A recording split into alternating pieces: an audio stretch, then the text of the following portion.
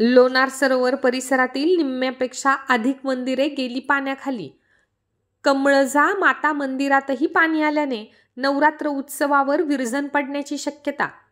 बुलढाणा जिल्ह्यातील जागतिक कीर्तीच्या लोणार सरोवरातील पाण्याची पातळी गेल्या महिनाभरापासून वाढलेली आहे। अलीकडच्या काळात कोसळणाऱ्या पावसामुळे त्यात आणखी भर पडली आहे।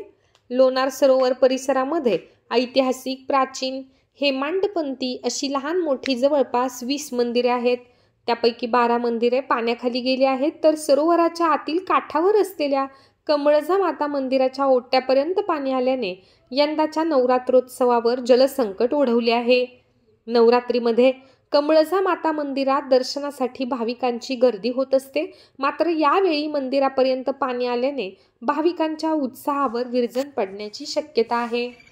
सभोवतालचे 12 ते 13 मंदिरं आहेत, ते संपूर्णतः पाण्यामध्ये डुबलेले आहेत।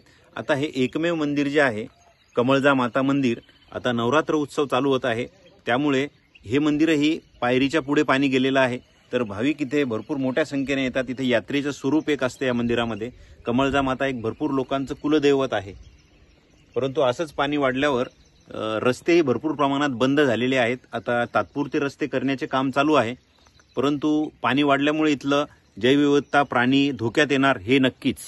पाऊस मोठ्या प्रमाणात पडत आहे, तरीही आपण याच्यावर तात्पुरती उपाययोजना करायची झाल्यास धारेचं पाणी, पापहरेश्वरचं पाणी या पाण्याला पंपिंग करून गावाच्या वॉटर स्टोरेजमध्ये जर टाकलं तर गावकऱ्यांना हे पाणी पिण्यासाठी, वापरण्यासाठी त्याचा यूज करता येईल व या सरोवराची पाणी पातळी जी वाढते त्यावर काही प्रमाणात तरी नियंत्रण होईल, परंतु हेही अजून अद्याप झालेलं नाहीये।